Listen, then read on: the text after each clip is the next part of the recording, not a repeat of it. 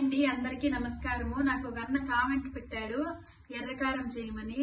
అన్న నీకోసమే ఈరోజు చేస్తా ఉండను. దానికి కావాల్సిన పదార్థాలు నిమ్మకాయ సైజు చింతపండు, జీలకర్ర, నాటి ఎర్రగడ్డలు, వెల్లుల్లి రెబ్బలు, ఉప్పు, నానబెట్టుకున్న ఎండుమిరపకాయలు. జీలకర్ర కొంచెం మెదగాక ఎండుమిర్చి ఉన్నాయి కదా, ఎందుకు నానబెట్టుకున్నానంటే బాగా మెదగుతాయి అనేసి.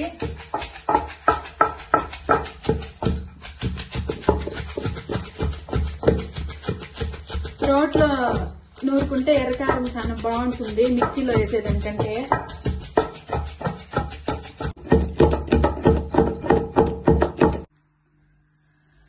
చింతపండు అయితే నిమ్మకాయ సైజు నానేసి పెట్టుకున్నాను, అది ఇందులోకే వేసేసి బాగా నూరుకున్నాను.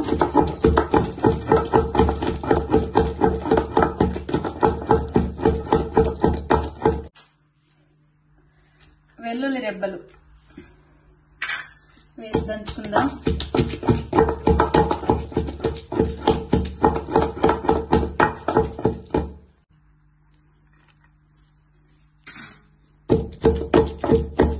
నాటి ఎర్రగడ్డలండి వేసేసుకొని పూర్తిగా నూరేసుకోకూడదు, కచ్చాపచ్చాగా దంచుకుందాము. ఇప్పుడు ఉప్పు అయితే వేసుకుందాము. ఉప్పు వేసుకొని ఒకసారి అట్లా కలుపుకుంటే మన ఎర్రకారం రెడీ అయిపోతుంది. తిరగబాటు పెట్టుకోవాలి.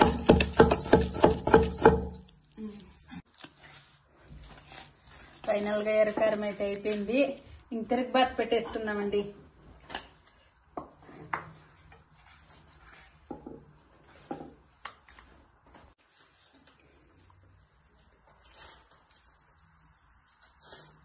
సూపర్ సూపర్ అంటే సూపర్.